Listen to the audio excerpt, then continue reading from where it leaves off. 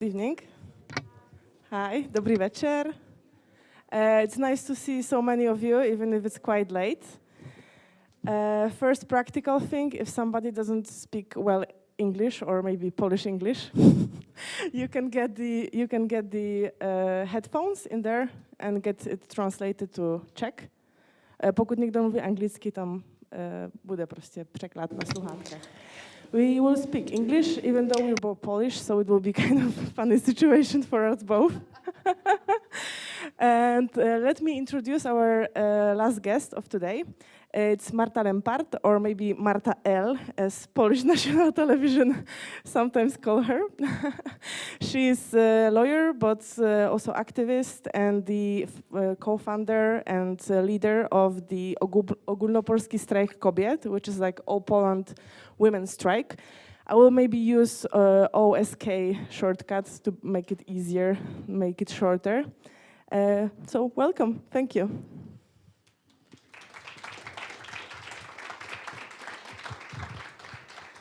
Sorry, I'm already hot with the lights and stuff. And I need to also introduce myself. My name is Katarzynę Byrtek, as you can see. I'm also Polish, but I live in Prague, and I'm a newly editor-in-chief of Heroine. This is not about the drug, it's like a female version of Hero. If you know the online magazine and the paper magazine, you can see in the stands here. Now we're starting the magazine in Poland online, so I'm in charge of this project, and I'm also co-founder of the collective Ciocia Czesia, very hard for Czech people. It's anti-Czesia, and this is the collective of activists who help people from Poland to have access to legal and safe abortion in Czech Republic. So yeah, maybe that's why I was also invited for this for this meeting.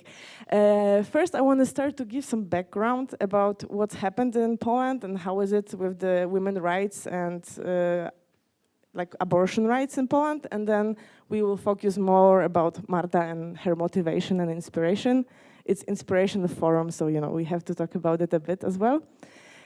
So I want to go back. Do you want to say something as an introduction? Okay. I was wondering what's so interesting in the audience. What's so interesting? In the audience, I see that the audience is talking about something else. What are you talking about? Tell us. I forgot. Of course, there will be a chance for you to talk with the microphone and ask questions. So whenever you have a feeling you want to ask something, think about it. We will have some breaks for your questions. They are very welcome. And yeah, so let's start moving kind of in the history, because apparently you both know about some protests last year and the beginning of this year in Poland, and there is some situation with demonstrations.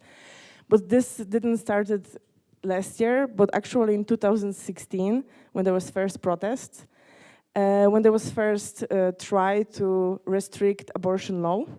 But actually I want to start in 1993, when there was, after the revolution, there was something called compromise, abortion compromise. Do you actually feel it's a compromise? How do you see it? I don't see it now as a compromise. I see it as a ban on abortion, because that's what it was. But I'm one of the many, I'm of the generation that thought it was a compromise until 2016. So I'm one of the many persons in my generation who knew how much abortion costs, knew how to arrange that, knew someone who said an abortion, but we never reflect on it, and we never paid attention, I guess. We never took the stance, and we never realized that something is wrong with that until 2016 came. Okay, because actually before the 93 or in the communist Poland, abortion was accessible as well as was accessible in Czech Republic. Actually, do you know, did we have like abortion commissions as well in Poland? Or it was just like, you know, because I don't know, to be honest. Whatever, sorry, it was just a thought. So the compromise was that you can have legally abortion in 3 cases. One, if there was a rape. The second one, when it's danger for women's health.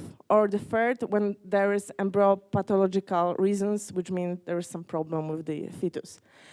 And this was still, it was from 93, this is this compromise, and still it was the most strict law, and is the most strict law in European Union.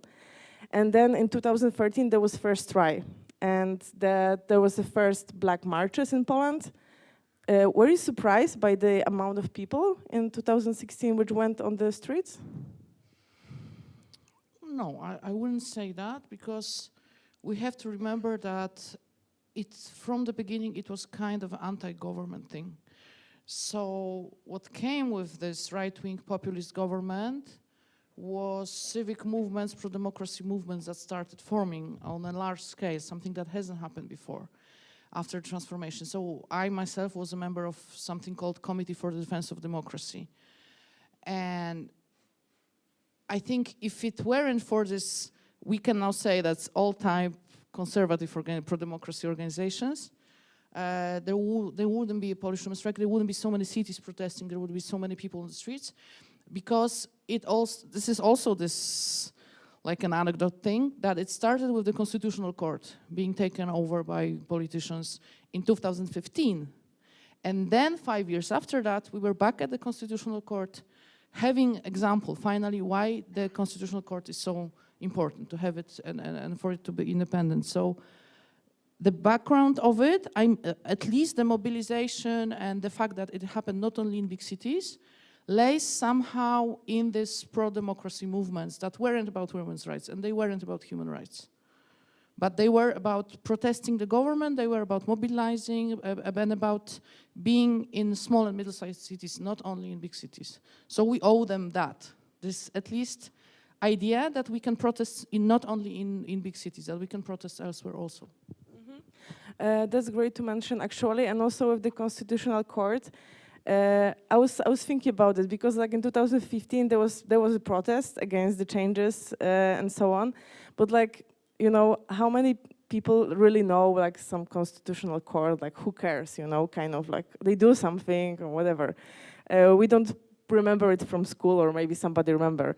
And then, ironically, 5 years after, we know how it's so important. So this is the irony behind it.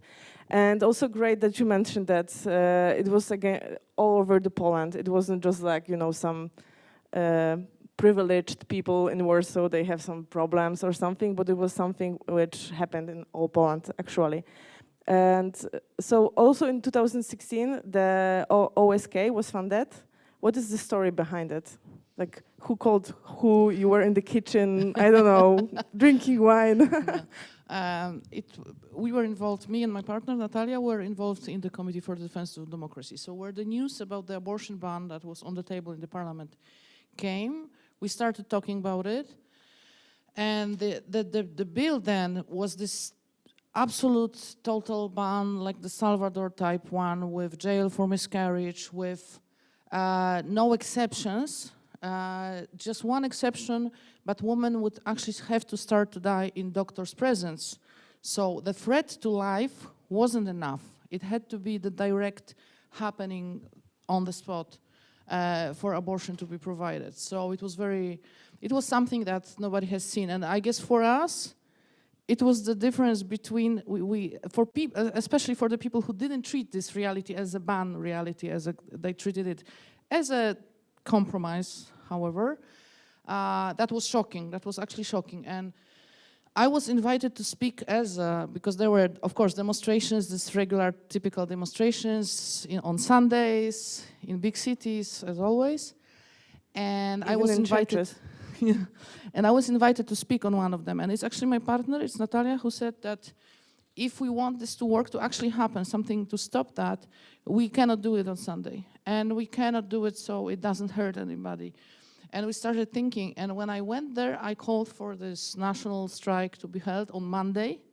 And we were actually talking about Friday, because we were still about being nice and not bothering people, so people wouldn't be angry at us, and so on and so on. And then we thought that we're going the same way. We're going the same way, again, not to disrupt anything. We should disrupt things. That's why we jumped from this Friday idea to Monday, and not sometime in 6 or 7, but at 4 in the afternoon. so it blocks traffic, so it's disruptive, and so on. So people who don't want to get engaged also will have to get engaged because they won't be able basically to get home. So I called for this strike to be held basically, and before we came home, my friend put an event on Facebook that was called Polish Women on Strike. And then two things happened that I think made this whole thing happen, like the general elements. One was that on this event, I put a poll asking people where they want to protest. And people started naming the cities they were at, thinking that they will be informed where to go. Instead of that, they were asked to join the organizers group, to join the group that we started. And I wrote this 12-point guide, how to organize a demonstration. It's still valid, except for one point that concerns the police. It's not valid anymore. So people who wanted to attend became the organizers of the protest and leaders of the protest. So it was like tricking people into engaging.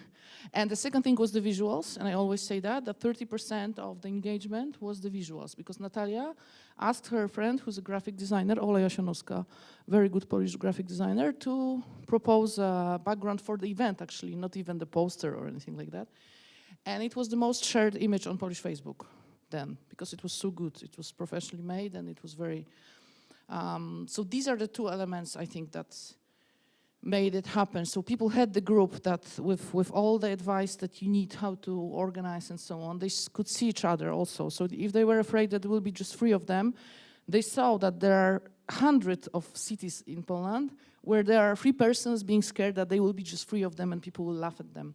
So I think that's what worked. But it was just a protest, so because on the 3rd of October we protested, and the 6th of October the ban was actually dropped. The bill was dropped, and everyone was like, okay, so we won. And you might expect people to go home, but then the church helped and the right wing helped because they just couldn't stay silent.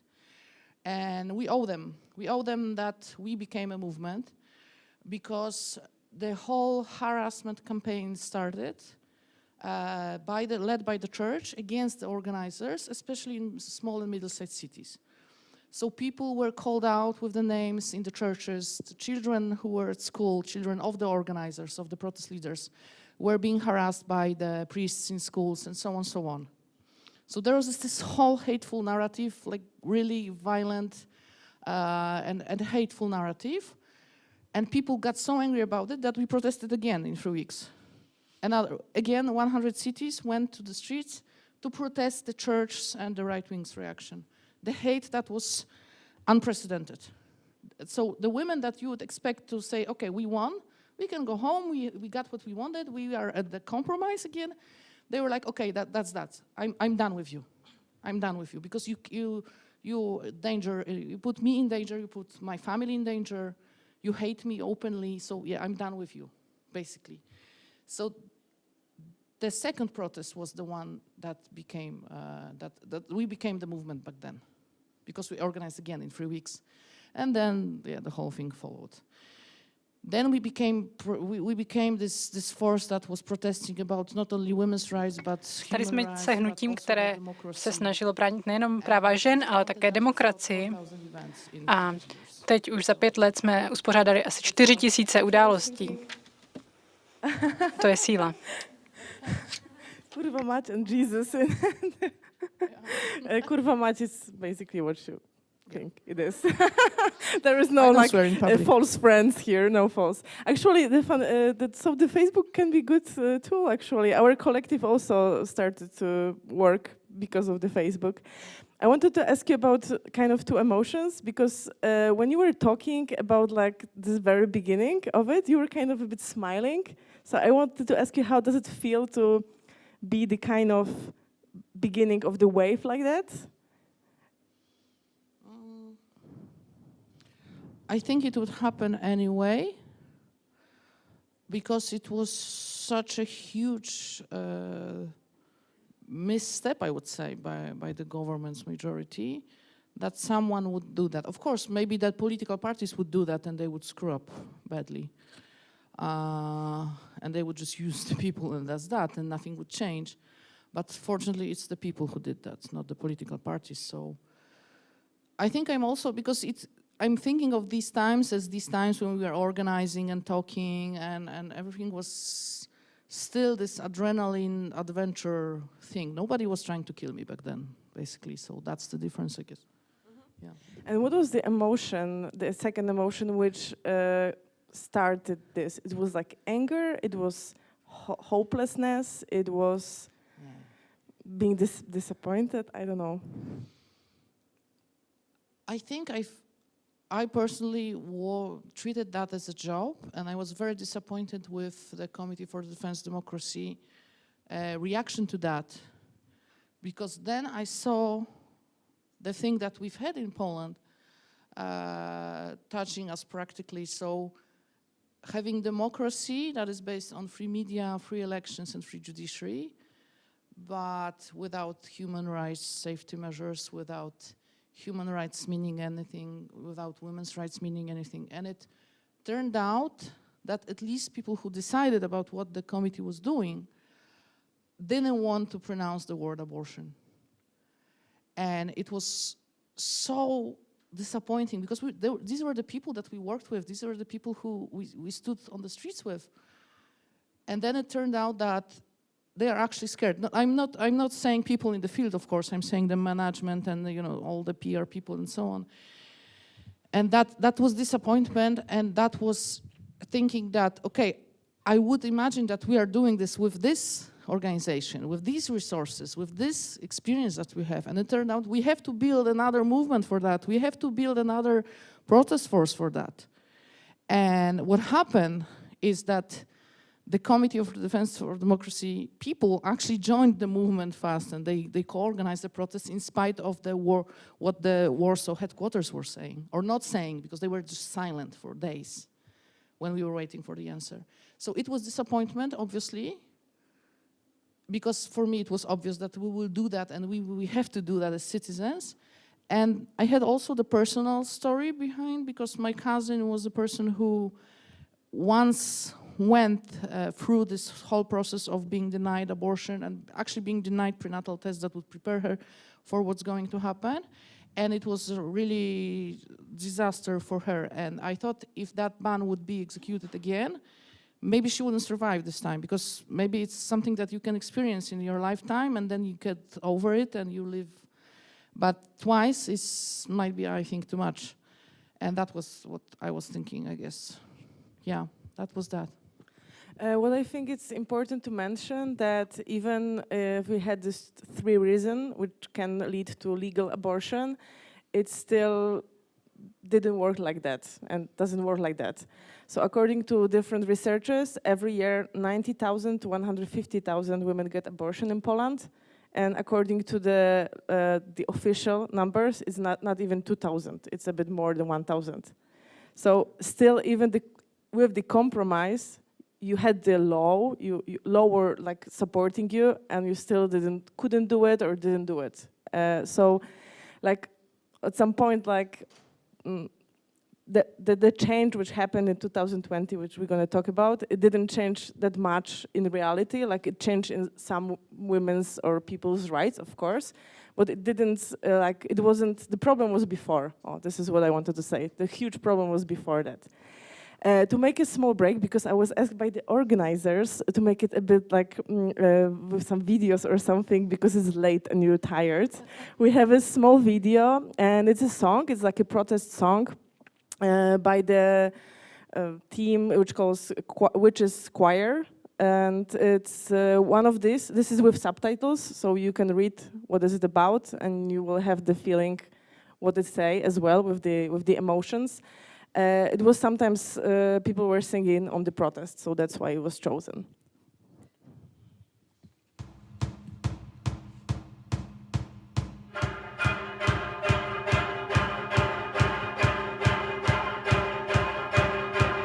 Twoja władza, twoja wiara, moja wina, moja kara. W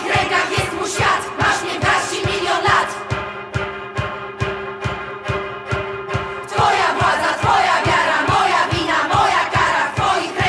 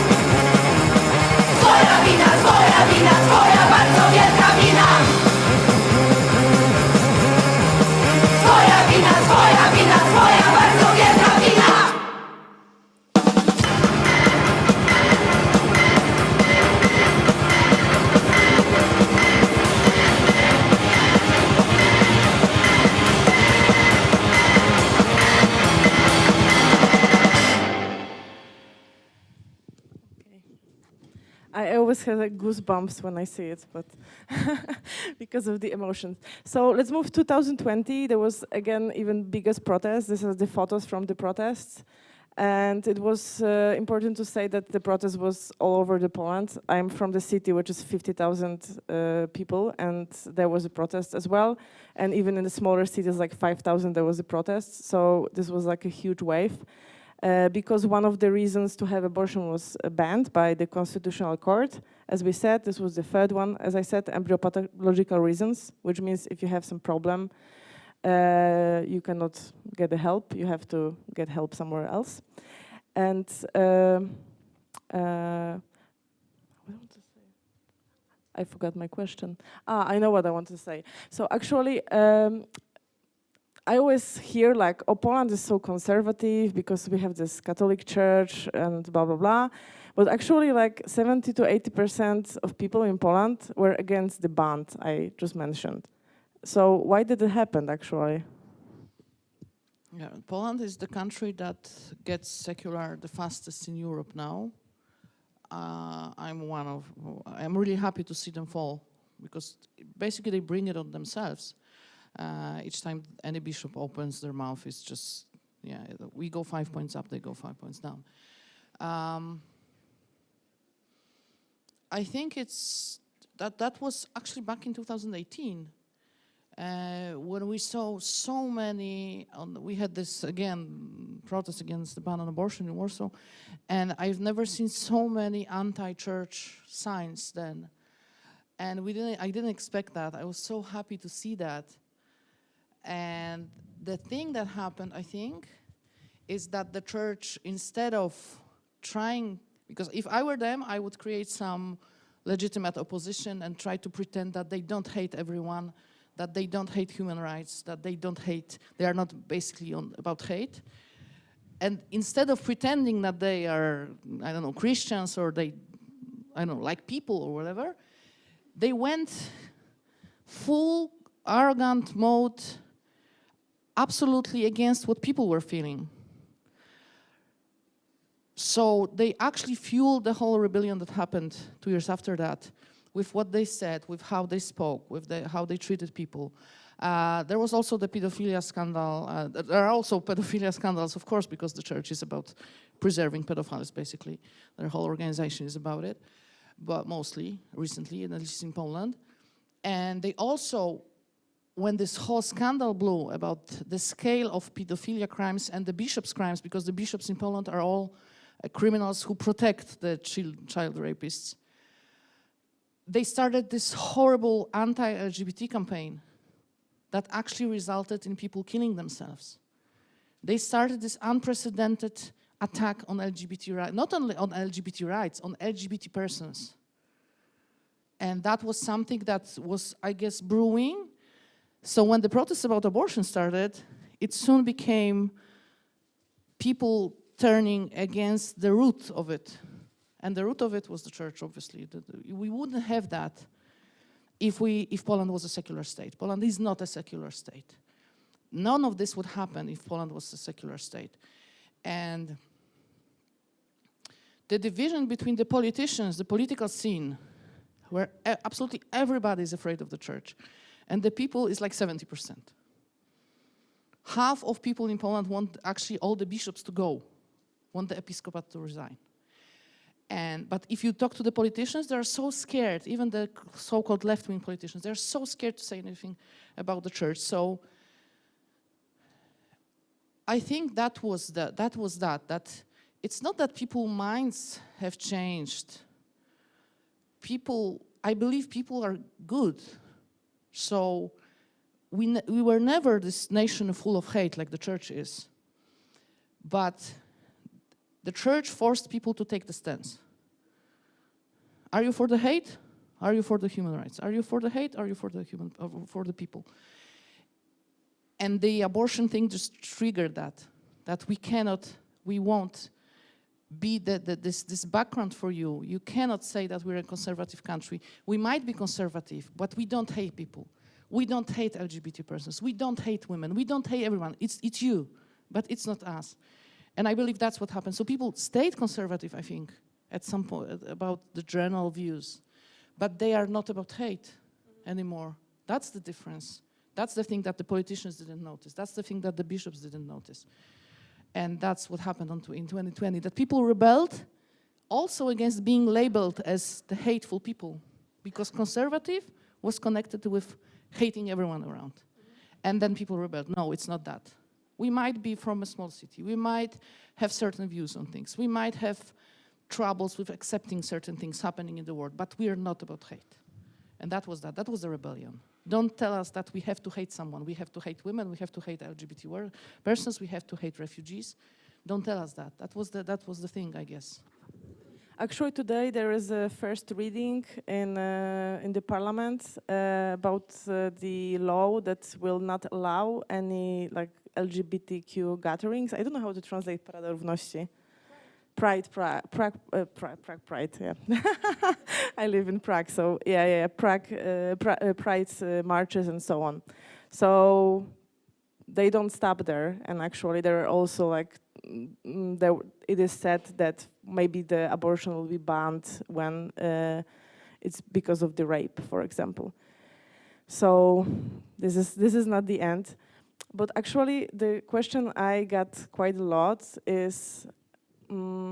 We had this protest for weeks in the winter, and the biggest one in Warsaw was like 500,000 probably people. It was like, it's huge, it's huge, but nothing changed. So was it a success or? Yes. European Parliament decided that abortion is a human right, which means that people who work in post office in Żnin caused European Parliament to do that. And the women who work in shops did that. They forced European Parliament to take a stance. It wouldn't happen. It's not the politicians who did that. It's not the political parties. It's people on the streets who are now being charged did that. And the biggest party on the opposition side, Platforma Obywatelska, which is right-wing conservative party, actually declared themselves as being pro-legal abortion, which means that we are more frightening than the church. Because I don't have doubts that it's not them being decent or rational at some point. It's them being scared of Polish women's strike, of people on the streets, more than they are scared of the bishops. So we're scarier, and I'm happy. The fear is also a good motivation. What happened also is the thing that happened with the abortion without borders, because it's a grassroots, I'm sure you know, it's a grassroots initiative that provides abortion services. And as it always is with this kind of initiatives, it's very hard to actually get people to know that it's there, that they can use this, that there is a service that can be provided to them. And within this 100 days of protest, the number to Abortion Without Borders was everywhere. It's on the buildings, it's on the bus stops, it was on the television. Actually, opposition politicians would go to the public television and would just show cards on live television to do that. And now it's the third most recognized helpline number in Poland. First is the police, the second is, I don't remember what, and the third one is the Abortion Without Borders, 22 29 22 597. Everybody knows this number.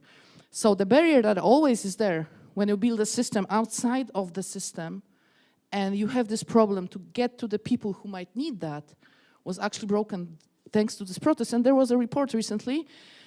The number of the services that before the protest they would provide in a month, now they provide in a day. So we have this professionally built system to provide abortions to women in Poland now. And it happened because of the protests. And what also happened, I think, was that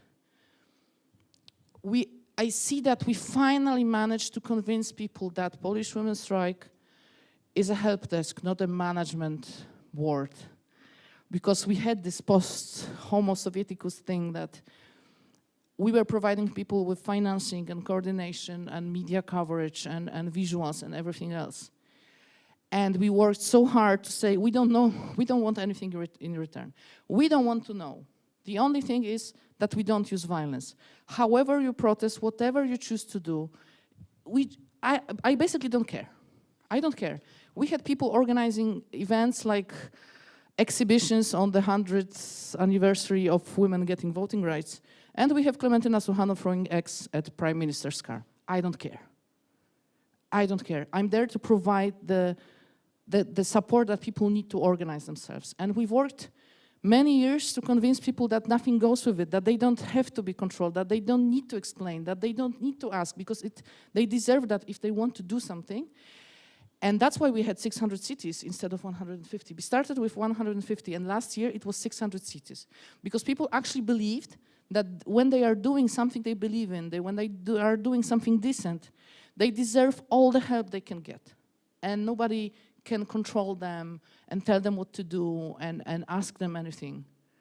And as long as they stay away from violence, this is just a general rule for us. So that's the win. And I think it's also the new generation, that they don't ask. They come and say, we're going to protest the Ministry of Education, we need megaphones and this and this and this. And we just provide that. And they come back and return the equipment, and I'm happy. And I'm happy. This is not asking and explaining and blah, blah. We're there to provide the service. This is the same thing as Abortion Without Borders. We're providing the service to anyone who wants to organize, to mobilize, to fight whatever they feel is important at the moment. And that's that. That we basically forgot to build a civic society in the first years of transformation. We forgot to build a democracy that would be about human rights also. And we're building this now with the police beating us up, gassing us, breaking our rights, taking our rights, with being persecuted and repressed and so on. But yeah, that's how it is. That's the job. That's what we do. So, and the answer also was, because the question is often asked, nobody can protest for 5 years in a row. And it's absolutely ridiculous to demand that from people, to protest every day for 5 years, even if the government is the worst. Nobody does that. There are cycles, there are waves, and we have to stay calm about it. And we cannot get frustrated with people not wanting to protest at the moment, because sometimes it happens. People just don't want. People are tired, or they are doing something else. But the best answer to that was we had this influx of new persons and the old ones. So we had these meetings together, and one of the new ones asked and said that she's very frustrated because she would have like 2,000 people, the biggest demonstration in her city. And now she goes to this main square and it's 5 people, 10 people every week. And she's very frustrated and she doesn't know what to do, whether it's worth it or not. And the old ones answered that this is what we do. You're the contact person now. You're the local person now. You're the person that people will turn to when something is happening to find out what we're doing. They will help you. They will provide you. They will be around you when it's needed. You're the lightning there now. You're this spot that they will recognize, and they recognize, and you're holding this for now. It's like being on duty when nothing is happening, but you're still there and aware. And that's the best answer. Yeah, that was, I was just listening to it, so I was so happy. Because I wouldn't say that better. That we have these lights all over Poland now, with people who are ready and people who are recognized locally in their local communities as these local leaders that need to be provided and helped and listened to when something is happening. And I'm so happy about it. We didn't do that before. And yeah, we're doing this now. In this situation. And do you think you are the light for the lights? I'm the photo op person now. Yeah, I don't know how to say it in English. Miś Zakopiański. Like this teddy bear, like person wearing this costume of the teddy bear that you photograph when you go to the mountains. So I'm that. Yeah, I'm that. I'm that. Mascot, yeah, or something. No, yeah. I'm the mascot. Yeah, I'm the mascot, and that's my job. That's what I do, and I do whatever is needed. And if there's a need, I go somewhere and talk about Polish women's strike and so on. But my major thing is to make sure that we never become this organization that has this up and down structure, that has this decision-making process that is on the central level. And I'm really happy that I wasn't born. I don't live in Warsaw. I live in Warsaw now because I have to, but I'm not from the capital city. I was actually born in a very small city. And I'm not a feminist when you, like, I wouldn't pass the test because there's a checklist, you know. To be a feminist, you have to read certain things, you have to be educated and use proper words, and so I don't even know which wave I am. I don't care. So keeping that, not losing anyone, and not allowing ever again for any woman fighting for women's rights, human rights, democracy, to feel too old, not enough educated, not knowing the right words, not good enough. That's my job. So nobody feels like that ever again in any kind of activism, because everyone is good enough. And we had that for years. That's why we didn't have massive movements, because you would have to pass the tests. And most of us wouldn't. And that's the thing. That's the thing for me, because it's so easy to slip in this kind of establishment structure thing. Because we have the money, because we can decide about things. And the power is always there. So I think that's also the change in the society, and actually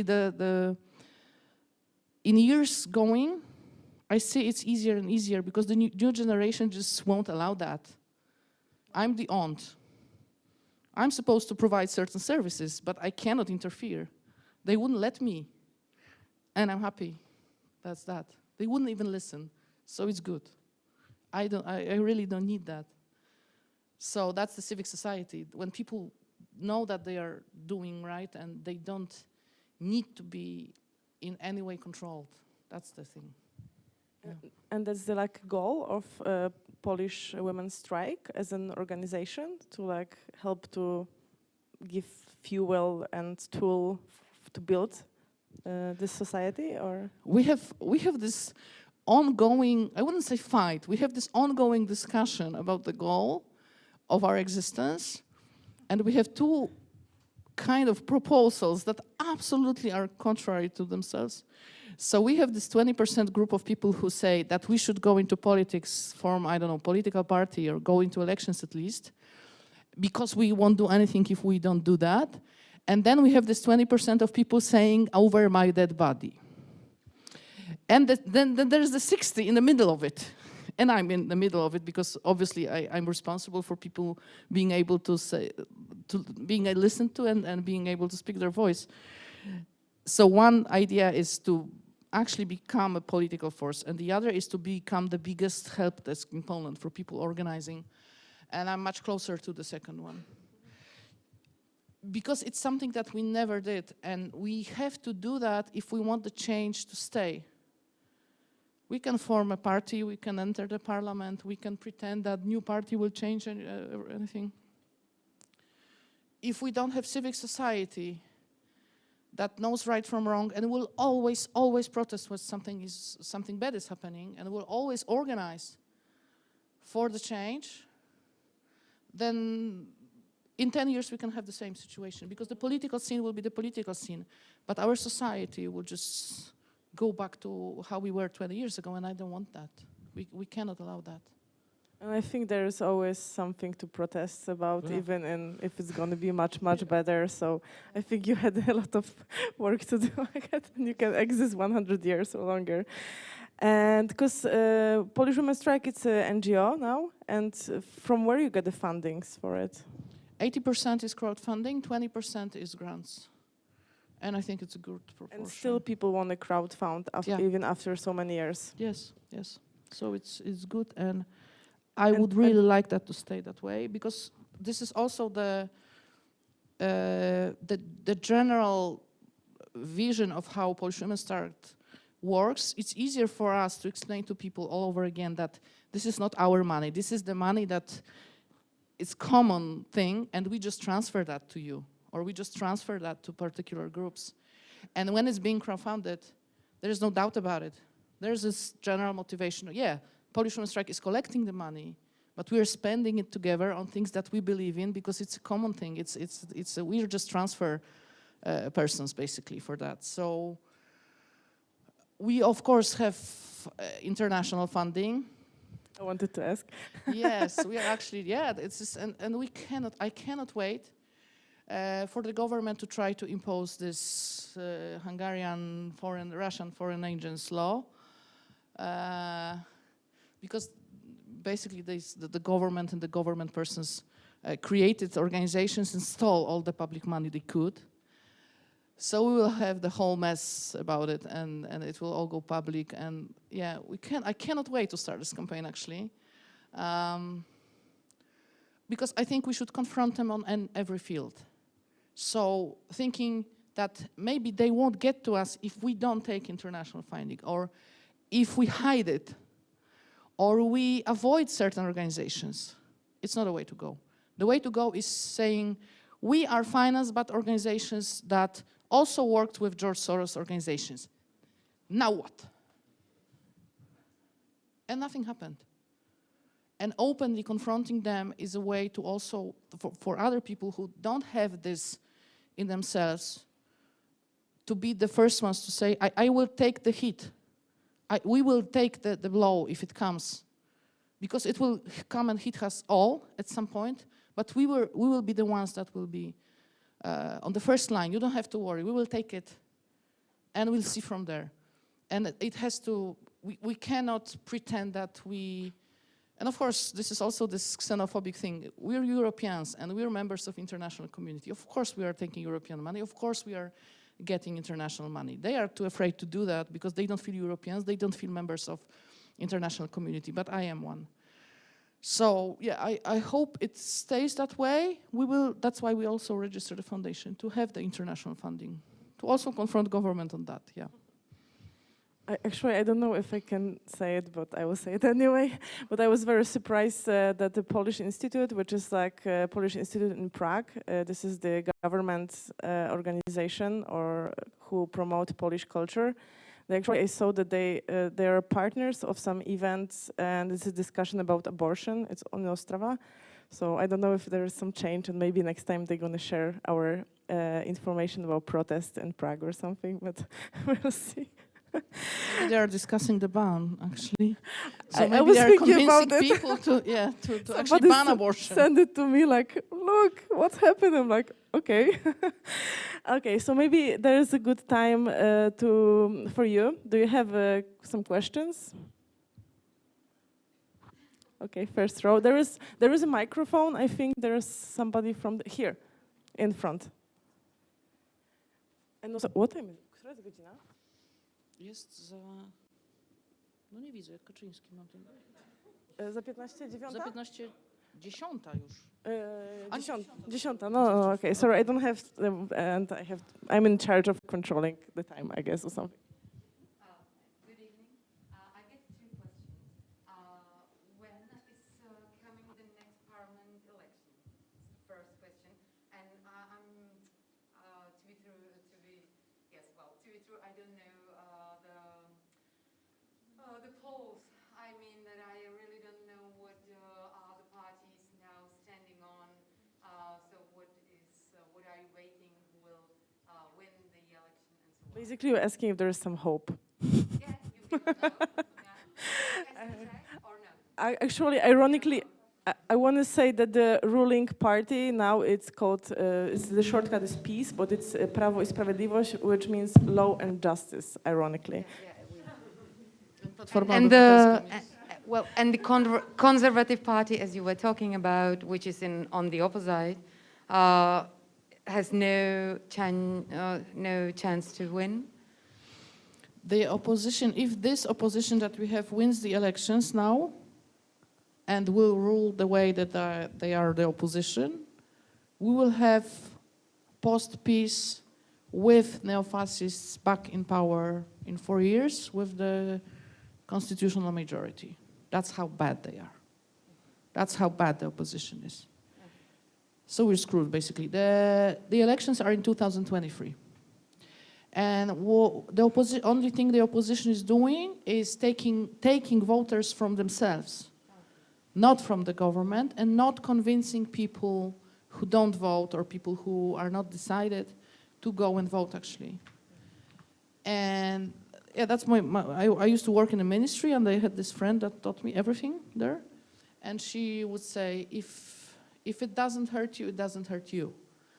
They are not the ones who are being repressed. They are not the ones who are being detained. They are not the ones who live their livelihoods. They are not the ones who have to have security or police protection. They are not the ones. They are parliamentarians. They get paid. They think it's a normal political thing. They think this is a normal democracy. They don't say that, but with what they do, they act as if nothing was happening. So, yeah, that's the bad situation. That's how bad it is. Well, I also remember Sikorsky as Sikorsky, and Applebaum is his wife. Do I say it right? With the party when she was leading, I don't know. It's just. She wasn't in any party. No. I'm sorry. He was a prime minister or a minister of foreign. He's in Civic Platform, the biggest party. Okay. The biggest opposition party. Okay. It's called Civic Platform, and it has nothing to do with the citizens, basically. So. Okay.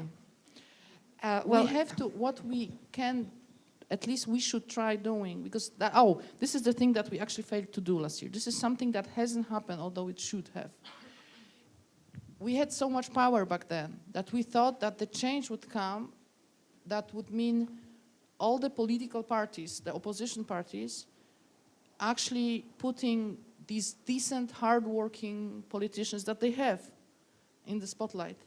Because when you look at the map of Poland, you ask me, and I will call persons from the Polish Women's Strike, about some decent person who's a city council member or is a parliamentarian, I will always get the answer. Who's the decent one? Who's the hardworking one? Who is recognized as a person who does something for the people and does the job, basically?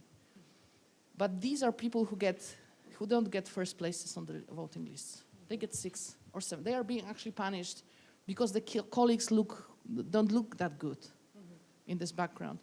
And what should have happened with this amount, it was like great power of protest, was that the political parties would change that. That it's how hard you work, how you are perceived by the people, how decent of a person you are.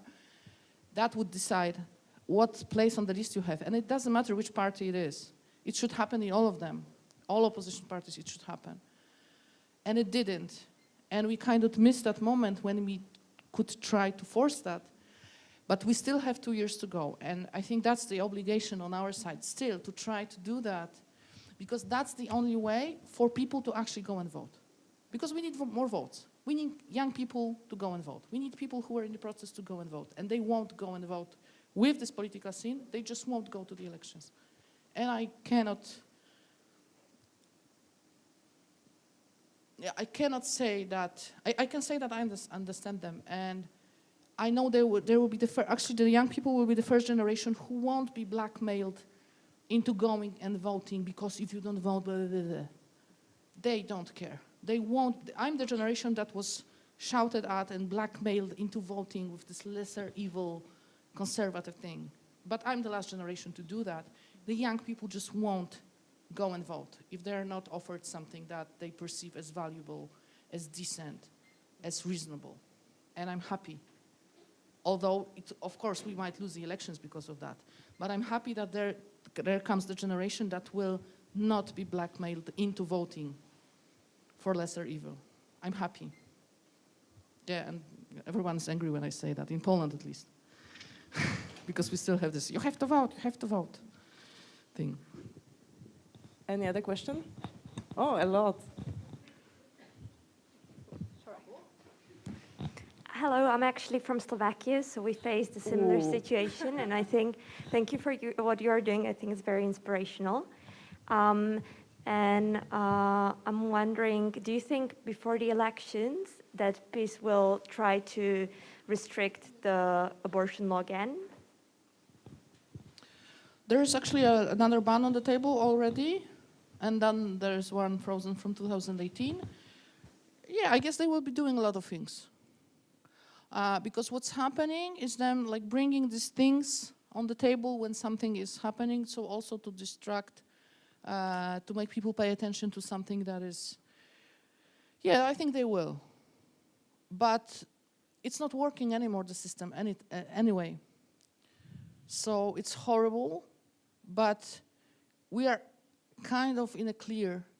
So, for example, people who are pregnant because of the crime, so rape or incest, don't go for legal abortion anymore. They go for the out-of-the-system abortion, because to get legal abortion, you have to have these documents from the prosecutor's office and so on. They will actually hunt you down. They will publish your name. They will send priests to attack you. They will give your data to the pro-life organizations. You will be hunted. If anyone finds out you have the pregnancy that you want to terminate legally. So now people who are actually allowed to have abortion also don't go for legal abortions. They go for the out-of-the-system abortions. Because if the state sees you as being pregnant and wanting to terminate pregnancy, they will hunt you down. They will break all your rights. They will arrest you. They will prolong the procedures. And first, they will actually give your name, phone number, anything, even the address, to the pro-life groups, so they can harass you. That's the risk now. So we have this complete out-of-the-system to provide abortions, because the legal one is not working anymore at all. So it won't change that much. It will just change the legal situation, but it won't change the practical situation. Because now, if you're pregnant and there's any suspicion that you might want to terminate the pregnancy, you're hunted already. So, for example, women don't go to prenatal tests anymore in this national healthcare system, because if something is wrong, first, the doctors might lie to you. And it happens very often. Because the doctors are afraid, I would say the doctors are cowards, because this is being cowards, that if a woman finds out about some abnormality, has an abortion abroad, the investigation will come to the doctor. So the doctors lie to the patients now during the prenatal tests, massively. So women go actually to check for prenatal tests now. So when you get pregnant, and there is any chance that you might want an abortion, you absolutely avoid national healthcare system. You absolutely avoid state seeing you now. So if the law is changed, it will be just harsher, but it won't be such a difference anymore. And I guess that's the way it is. We are doing this also, like, looking on the Argentinian example. That's why we're so calm about having the ban, and because we know that we will have legal abortions. Then they did it for 15 years and 9 times. And we have to go all the way. We're collecting signatures for the third time now to legalize abortion. I'm actually the plenipotentiary for the Civic Bill Committee to legalize abortion, which is funny because I'm not allowed in the parliament grounds. I'm banned, and I'm only person legally allowed in Poland to present the bill, so we'll see how it happens. We have to go all the way. And this is the steps backwards and forward, and we have to do all the job. We have to do, there's no shortcut, it's not a movie. In Argentina, there were 720 organizations. 720 organizations in this committee for legal abortion. We are about 50 now. So we have a long, long way to go. And this is the job, we have to do that. So I might seem, I don't know, maybe not cynical, but I'm like too calm about this hanging ban that it will be even worse. But I think as a society, we kind of overcome this illusion that the state will provide us with any services about reproductive rights. It's not happening anymore. It's not happening at all. So that's that. And at least we're in the clear. At least we know what we're standing at. It is what it is. Yeah, and actually it's important to mention that the problem also is not only that you have to, for example, travel abroad or something to get an abortion, but you have to have money. And of course, for some group in society, it's like the price of abortion in Czech Republic when you come here, it's around 12,000 crowns. And this is the one on request. The one when you have some problems, health problems or something, it's even more expensive. So basically it could be, you know, the one salary in Poland. So this is also important to mention. One of the options also, it's when you're under 12 weeks, you can order pills online and you can do it at home and it's very safe. So that's one of the reasons. And also there are just pages like Women Help Women or Abortion Without Borders or something when you can you pay, I think, 70 euros and you get it at home in the envelope with all the information how to do it, and you just do it, and it's safe. And also one thing I wanted to say when we were talking about rape, so also like when you talk about statistics about the rapes, like this said like around 80% of the rapes are never, people don't go to the police because of many reasons. So imagine like you have to go, maybe they will tell you it's your fault because you have, I don't know, too short skirt or some other bullshit like that. And then you have to figure out the papers to get the abortion. This is like, fuck. And you're already traumatized, and you already has this big issue when, yeah, it's super, super crazy. So many women, many people, they do it just legally, but illegally, but out of the system actually. So that's the other thing. Mm-hmm. So the task for you is to find a crowdfunding page for Abortion Without Borders, because they cover the costs partially, at least with the crowdfunding. Yeah. They collected a lot of money last year, so it's better than it used to be. Yeah. We also, as Ciocia Czesia, Auntie Czesia, we also have some funds from crowdfunding. Actually doing the birthday party on 6th of November in Prague. If you want to come, it's a fundraising party, but also party. So come and support financially. There was a third question somewhere, maybe somebody there was first.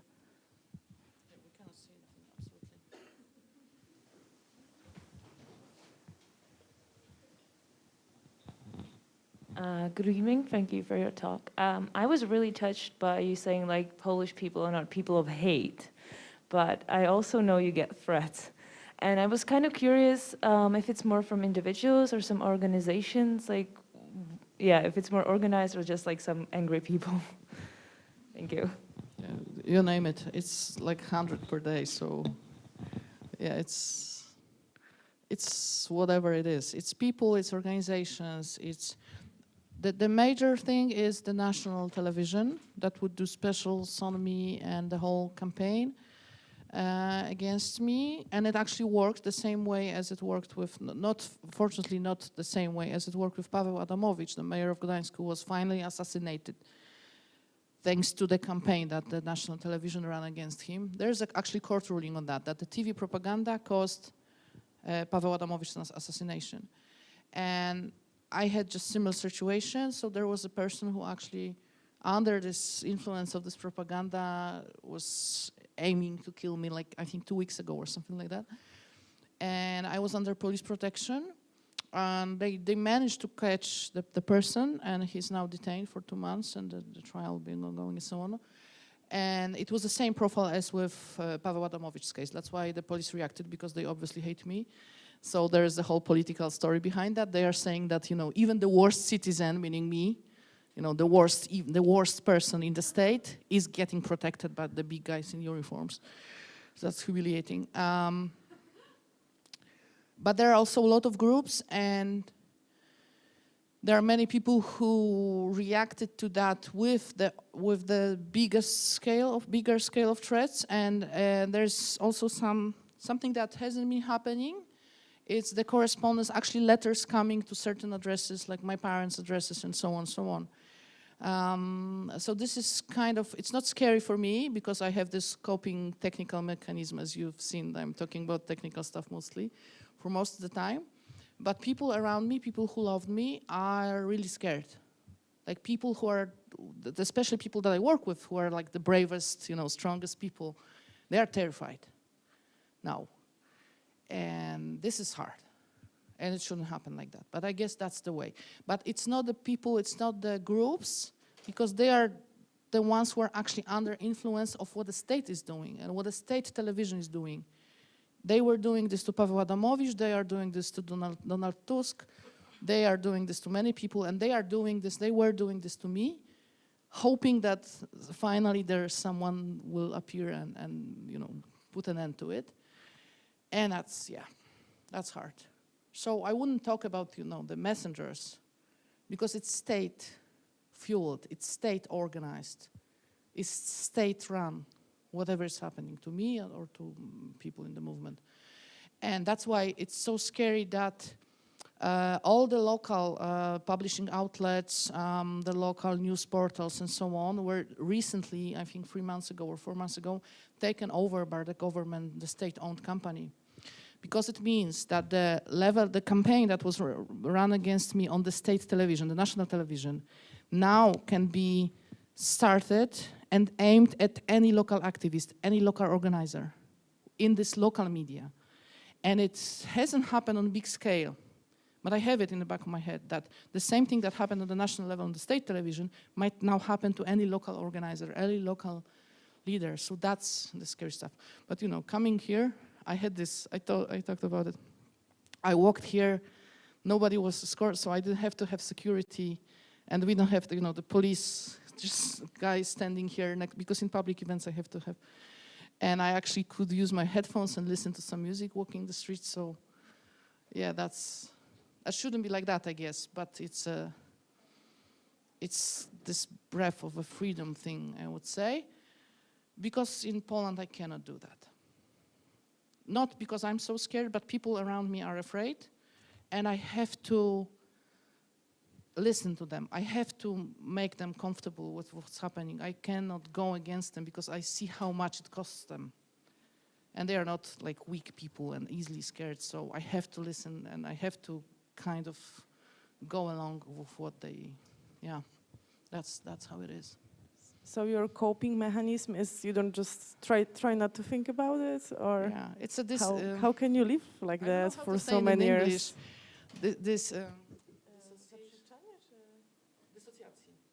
Dissociation, I think. So I kind of, yeah, I don't believe it's happening actually. You know, it's like watching the movie and it's not about me. It's about someone else. That's what my therapist is saying, because we have this. We have the therapist. We have the psycho-emergency program. We have this whole program of mental health help provided to activists, to people with burnout, to people who have PTSD. Because many people after last year's protests experience PTSD. Because you don't have to actually experience violence to have PTSD. You can just be exposed to it, or be in a situation when you know that something might happen to you. So there are many people. So this is a big part of our budget, actually. The team of professional psychologists, and I'm very proud of that, because I was speaking about that openly. We were speaking about that openly. So this is this small change that we also made, that people who are perceived as the strong and brave and, you know, this steel, were actually admitting that we use the professional help. So it made people think that, yeah, that's the thing that maybe we should do if something is wrong with our mental health. So I'm very proud of that. Yeah. Yeah, that's great. But are you able to turn off being activist at all, or is like 24/7 thing? I really try. It's really hard because people talk to me about my work when they see me, because I'm the mascot. We can talk about weather, yeah, if you want. But I have friends, like from this past life friends, and they don't see me as the mascot, and they don't talk to me, and they actually laugh at me a lot, because I'm funny, really, and I have, you know, strange things happening to me. So this is my contact with reality, I would say, that I have these safe spaces of people who don't get engaged in the protest. They come to the protest, of course, when it's something important, but they see me as a person, and then I disconnect, yeah. But I have to be like with them, because at home there's always something happening, and yeah, it's very hard. But it is what it is. We also have this like fear of missing out. It's not a fear that someone will write something on the internet and we will miss that. The fear of missing out for us is fear of missing the moment when someone gets arrested, for example. So we cannot turn off the phones. That's not what's happening. I was talking about it in the European Parliament recently, and I talk about it a lot in these institutions, that our time counts in days. So we call each other every morning to make sure that no one's got arrested. And their time, obviously, the institution's time counts in months and years. We don't have that much time. We have days. Like every day something can happen. So yeah, that's how it is. But I don't think there's an easy way to that. I don't think there is a shortcut for what we want to achieve. And this is not a movie, so like bad guys and good guys and the waves, flags, and everything is all pretty. No. It takes time and hard work and a lot of stress, of course. And how many times you wanted to just say like, fuck it, I'm leaving? Oh, I actually have this thread that I'm sometimes expressing in the office. I say that if they anger me, I will go to London and work in a bank. Because obviously in Poland I'm unemployable, nobody would hire me. So I have to start a foundation to hire myself. Always welcome in Prague, I told you that. Yeah. So that's the ultimate threat. When I'm angry, I'm like, I will move to London and work in a bank. And then I was like, oh. Were you ever like close to it, or like really like, yeah, I'm doing it? No. No, I wouldn't. I don't think I would be able to live outside Poland. I think I have this weird. I like to travel, but still, yeah, it's a mess, absolute mess. We're a mess, but it's my mess. Yeah, actually, I understand probably maybe the feeling about Poland, because lately every news from Poland is just bad news or ridiculous news for me. So at some point I'm just so fed up and pissed about Poland and everything, you know. But on the other hand, then there's some discussion, and I'm trying to say people, we are not all crazy, we are not all crazy Catholics, and I'm trying to convince that Poland is normal, you know, this is not what you see in media. So it's like, you know, the love-hate relationship, I would say. Yeah. But were you always like, had this urge to do activist stuff? Like, whole your life? I take it after my mother, actually. She was the first rebel in the family. No, she was another rebel in my family. We are like family of rebels on both sides.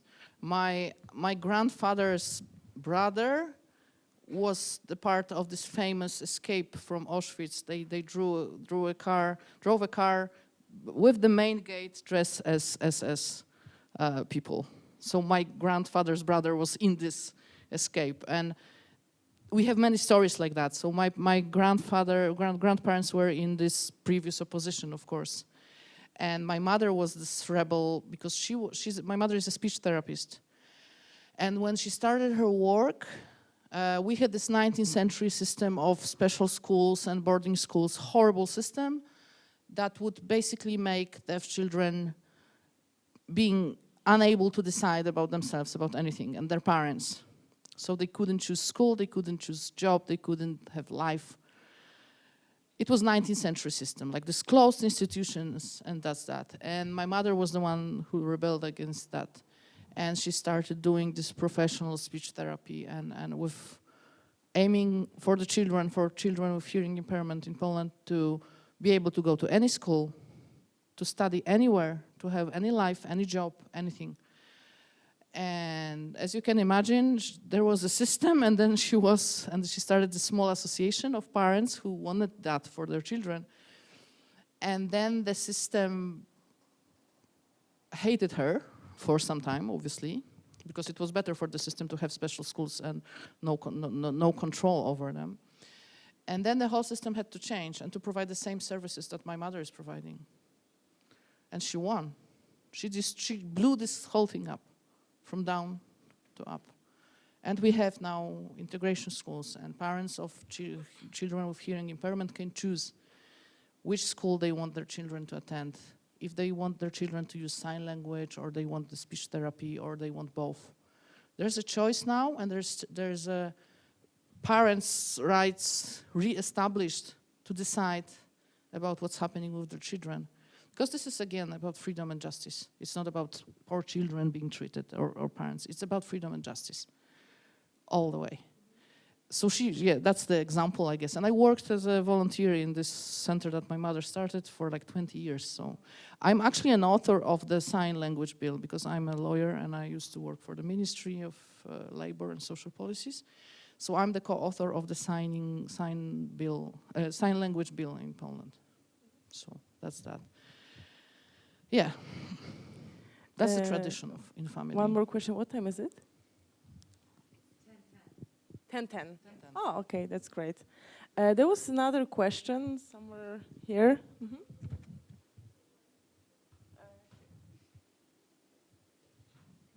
Druhá řada. Second row.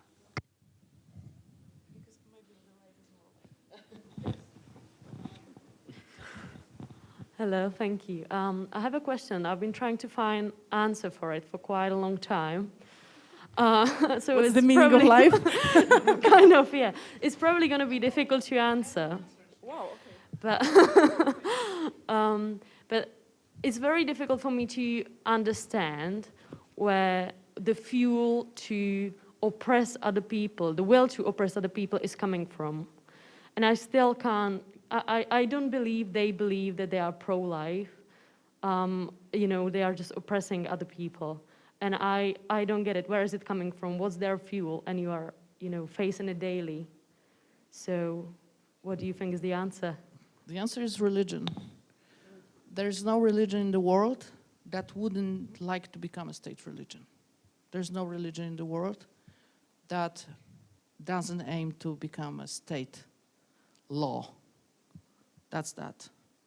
And there's no religion in the world that wouldn't treat human rights as something that should be just wiped out.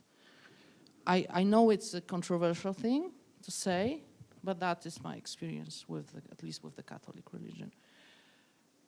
Human rights will never coexist with any religion because religions assume that they know and they can force people to do certain things. And every religion will try to impose things on people who are non-believers, always. Okay. There's no religion that is free from that. Sorry, do you mean religion or do you mean church? No, I mean religion, institution? like the institutional, any religion that is institutional. And that's why we say we don't have a religious state, of course, but we have a non-secular state. So you can see this process in Poland's example, that we're not secular because you see this thing inflowing in certain points in the ministries, in the parliament, in the bills, everywhere, in the schools, in education, in the healthcare system. We have this ridiculous religious clause that actually allows doctors to deny doing their job because they imagine something, basically. So patients' rights don't exist if a doctor is a religious person or believes in something. This is ridiculous. This is non-secular state. If you have laws like that allow people to say, I won't provide you the services that I'm paid for because something, because I think this and that and I believe in this and that.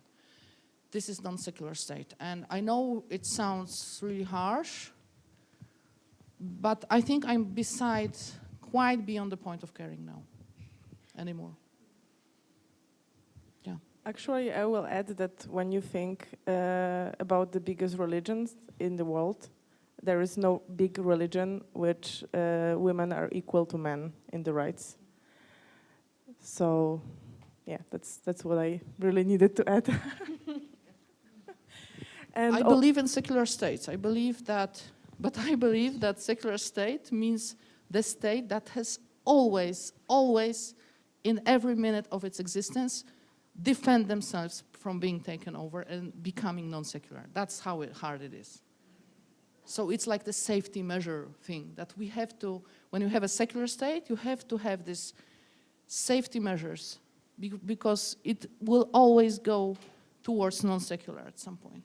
There will always be this urge to force people. For me, this is ridiculous because it means that people who are in these institutional religions don't believe in their own religions because they think they have to have the police and everything else for people to actually do what they believe is right. So they don't believe that they are convincing enough to explain to people what's right. They have to have police and the whole institutions and ministries to force people to do what they think is right. So that's compromising, I think. That's what shows how worthless it is, quite often. Yeah. The same thing is with the abortion ban. They should convince people not to have abortions, not chase us and criminalize it.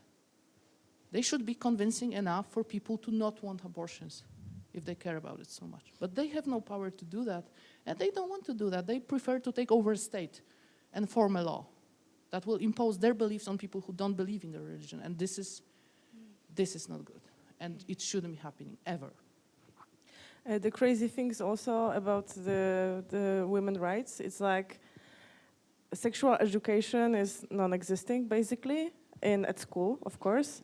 There are some projects outside the system, of course, but at school it doesn't exist, or it's just lies or not right stuff.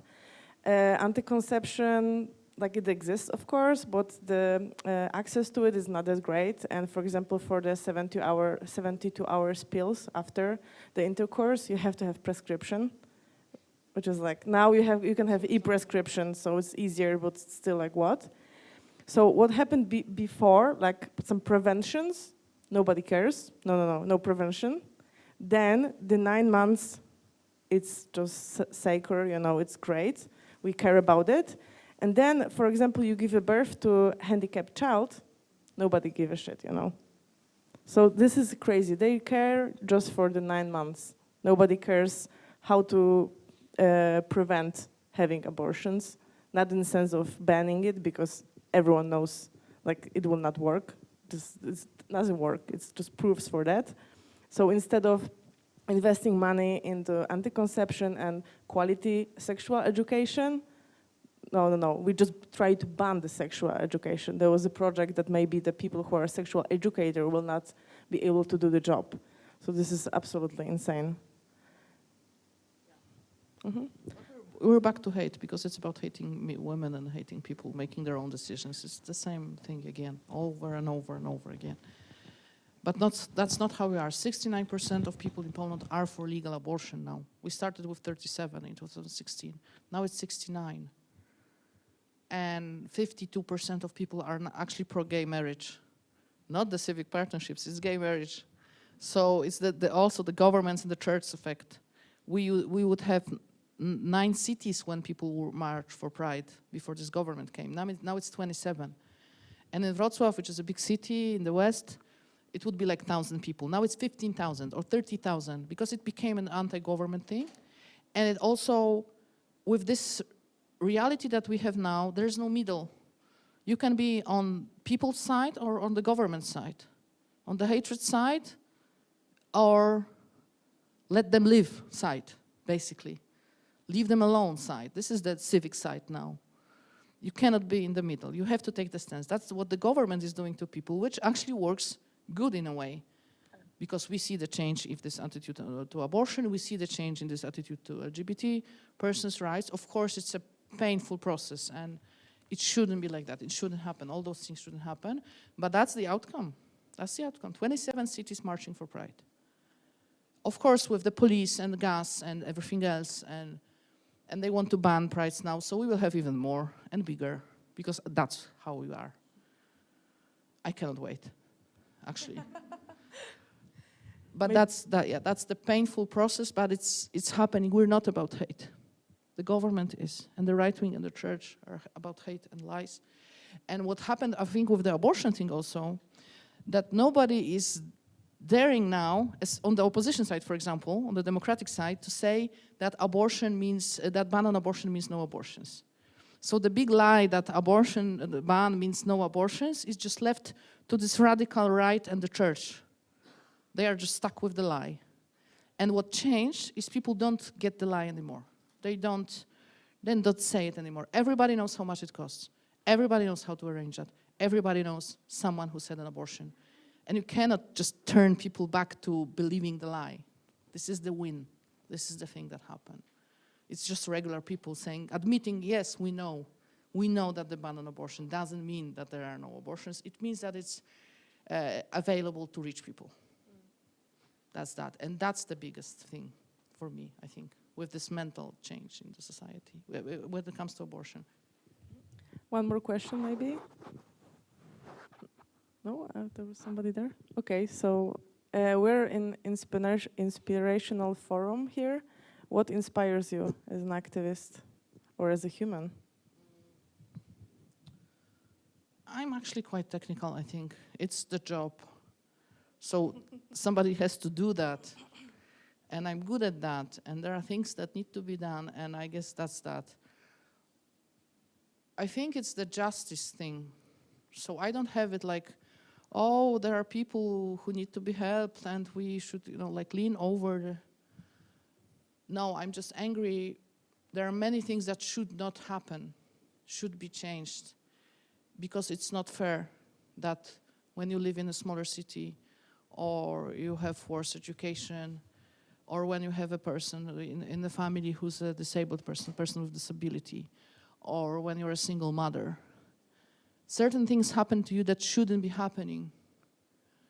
And that's that, I guess. That's why the 28% of the government voters actually support Polish women's strike. Imagine that, 28%. Even though we are anti-church and they are very pro-church and so on, 28% of the government voters support Polish women's strike because when you have a child with a disability, when you are a single mother, when you live in a small city, when there's no public transport and so on, you suffer the same, whoever you vote. You suffer the same. That's the connection. So we're talking about polarization and ideas and issues and so on. But the situation of people who are being humiliated every day by the state is the same, whoever they vote for is the same. So that's the thing that we build on also, I guess, as a movement. Yeah, that's the base. One question? No? No, there was somebody just I hear leaving. bottles outside. Okay, the last... I think the better part is there. Yes, the last question. We're out of time anyway. There was the meeting here before, and it was about economy and donut economy and so on. Somebody said that 21st century, it's a century of limit. But also it is said that 21st century is a century of women. Would you agree? We're the only civic anti-government movement that survived these 5 years. And we are leading this force basically now. And things wouldn't happen in Poland because it's kind of everybody gave up at some point, but not us. And I don't know why it is like that. Maybe it's more like our lives are more on the line. But it is so. It is so. And I think it's happening in many countries, not only in Poland. Mm-hmm. And I think it's quite funny that abortion in Poland, abortion became the symbol of the freedom fight. Because that's what happened last year. It was this huge anti-government movement thing on the streets where people saying wypierdalać, fuck off. Danka Kuroń, who's a solidarity legend, and she's a widow to Jacek Kuroń also, said that wypierdalać, the fuck off chant, it's not a curse, it's a political program. It's a political program. She wrote a whole article about it. And this is really funny that it started with abortion and the symbol of it, this whole freedom anti-government movement is abortion. And it's based on women. And I love that. Mm-hmm. I couldn't imagine it better, really. Yeah. Okay, thank you so much for coming here and for the talk. And I wish you can enjoy next 36 hours of safe space, no bodyguard, and listen to music. And thank you for your work because it's giving a lot of hope to everyone, even for Polish living abroad. Thank you so much. Thank you.